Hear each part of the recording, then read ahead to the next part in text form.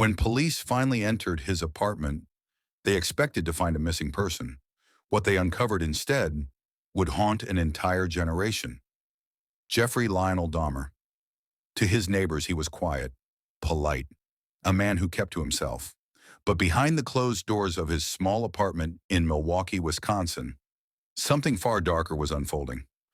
Born on May 21st, 1960 in Milwaukee, Jeffrey grew up in what looked like a normal American family. His father, Lionel, was a chemist, disciplined, intelligent, methodical.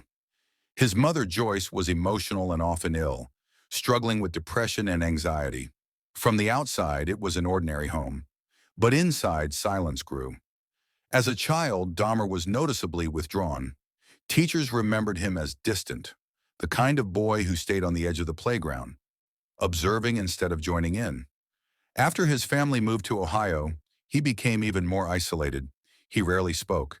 His classmates joked that he was invisible, always alone, even when surrounded by people. His parents' marriage fell apart when he was a teenager. Arguments filled the house, and not long after, both parents left, leaving Jeffrey alone in a quiet home filled with echoes and emptiness. Those who knew him back then described a young man fascinated by control and permanence, someone curious about what made life tick and equally puzzled by what made it stop. He didn't smile much. He didn't socialize, and yet nothing about him screamed danger. He was just different. By 1978, Dahmer had graduated high school. He was 18 years old, uncertain, lonely, and disconnected from everything around him. Friends would later say he had a strange calmness about him, as if emotions simply didn't reach him the same way they reached others. That same year, only weeks after graduation, he committed an act that would mark the beginning of a chain of horrors that stretched over a decade. No one would know it then, but the quiet boy from Milwaukee had just crossed an invisible line. Over the next 13 years, between 1978 and 1991, Jeffrey Dahmer's crimes would shake America to its core. But what truly horrified the nation wasn't just what he did. It was how easily he went unnoticed. He smiled. He worked. He blended in.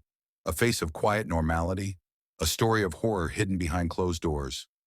From the moment Jeffrey Dahmer walked across the stage at his high school graduation in 1978, observers say it appeared as though nothing in his life would ever shatter the stillness he carried.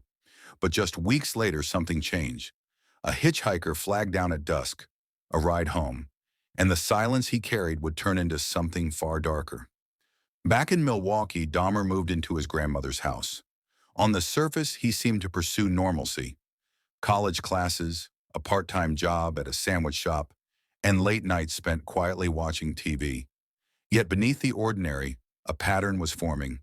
Young men disappeared, walked into the night, never returned. Not wires or screams or front-page headlines at first, just missing posters, worried friends, silent phone calls that faded.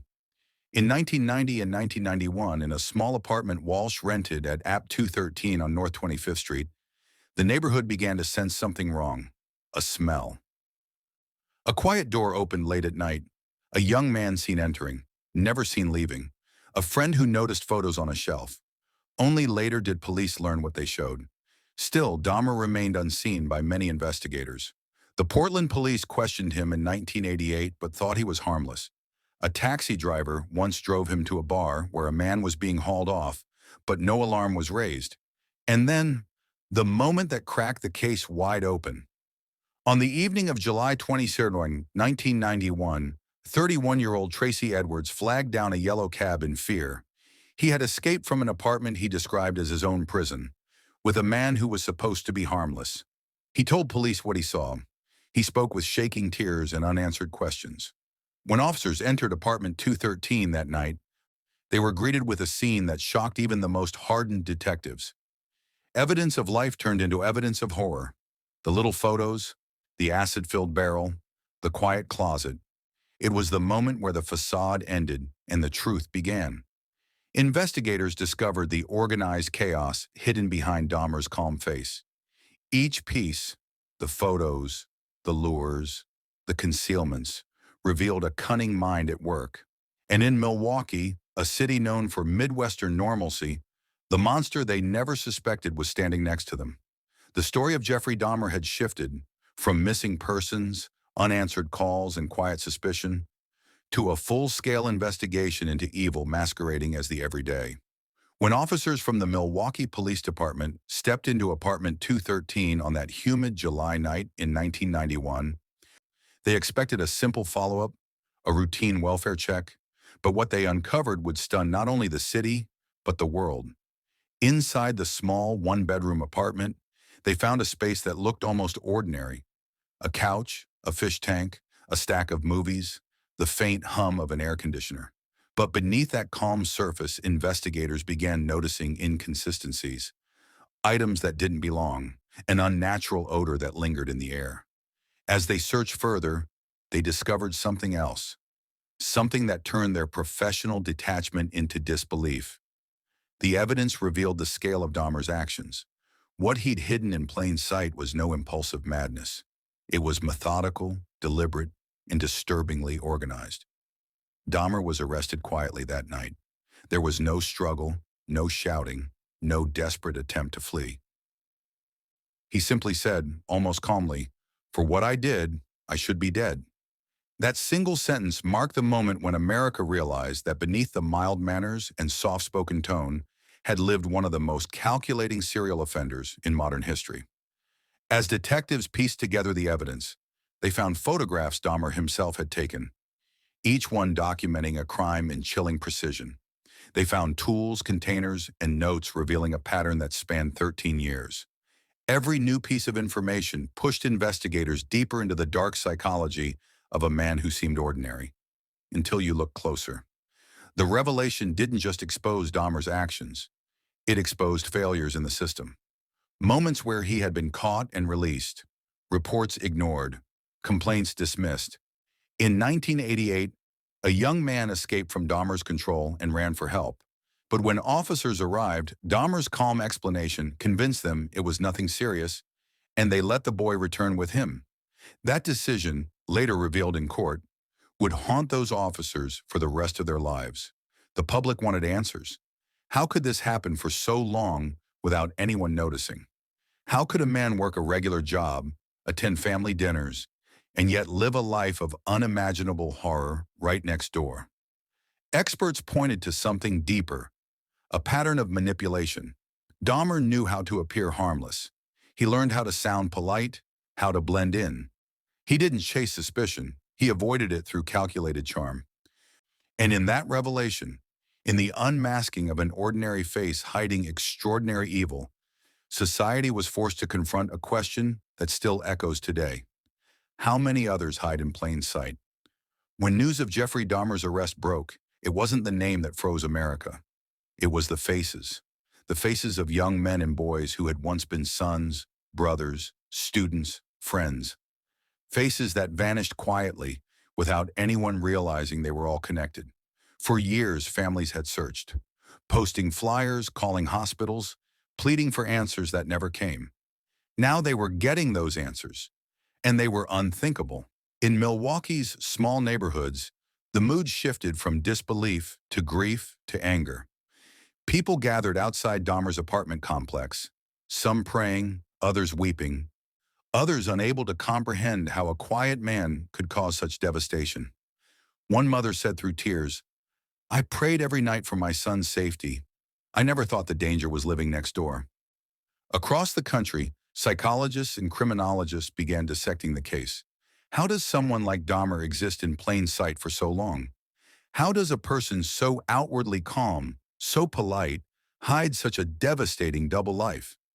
Many pointed to his upbringing, the emotional neglect, the isolation, the early signs of disconnection from empathy. Others saw something deeper, a man chasing control because he felt powerless. Whatever the theory, nothing could soften the truth. Jeffrey Dahmer had robbed families of futures.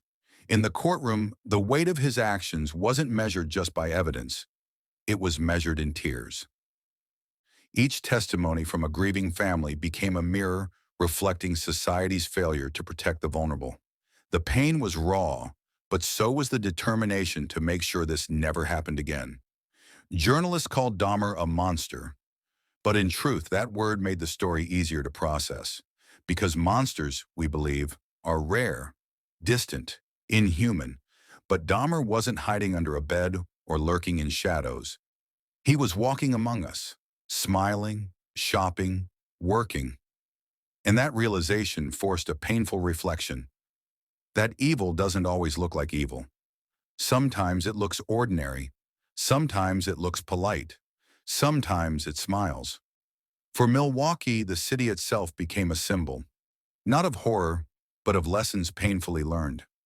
The importance of community awareness, of listening when someone disappears, of treating every missing person case like it matters, because it always does. The emotional aftermath of Dahmer's crimes wasn't just about punishment. It was about reckoning with pain, with forgiveness, and with the uncomfortable truth that humanity can break in ways we may never fully understand. When the trial of Jeffrey Dahmer began in January 1992, the world watched with a mix of horror and fascination. The courtroom wasn't just a place of judgment. It became a mirror, reflecting humanity's darkest capacities and its deepest desire for justice. Dahmer sat quietly through most of it, calm, collected, detached. To the families, his silence felt unbearable. To psychologists, it was confirmation of a fractured mind. To the public, it was proof that evil doesn't always shout. Sometimes it whispers. On February 17, 1992, Jeffrey Dahmer was sentenced to 15 consecutive life terms in prison, a total of 957 years behind bars. The judge told him, "This is not for punishment alone, but for protection of society from someone who cannot be trusted to live among us." But for the families, justice didn't erase the memories. It couldn't restore birthdays missed or voices lost. It couldn't fill the silence left behind. In prison, Dahmer seemed to seek redemption. He reportedly read the Bible, attended chapel, and told journalists he had found God. Some called it manipulation, others called it remorse. But no matter what he said, the past could not be rewritten. On November 28, 1994, Jeffrey Dahmer was killed by another inmate, and with him, many unanswered questions died too. What created Dahmer? Was it childhood neglect, psychological wiring, or pure evil? Why did society ignore so many warning signs? And could any of it have been stopped sooner?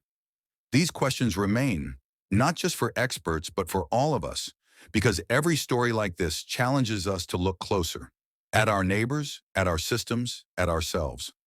True crime isn't about fascination. It's about awareness. It's about seeing the cracks before tragedy slips through them again. Because as this case reminds us, evil doesn't always wear a terrifying face. Sometimes it looks just like anyone else. May the memory of those whose lives were taken never fade, and may their stories remind us all that vigilance, empathy, and truth are the strongest weapons against darkness. If this story made you think, don't just scroll away. Subscribe to Crime and Conscience for more real stories that uncover the truth behind the darkness and remind us what humanity must never ignore. Tell us in the comments, do you believe evil is born or created?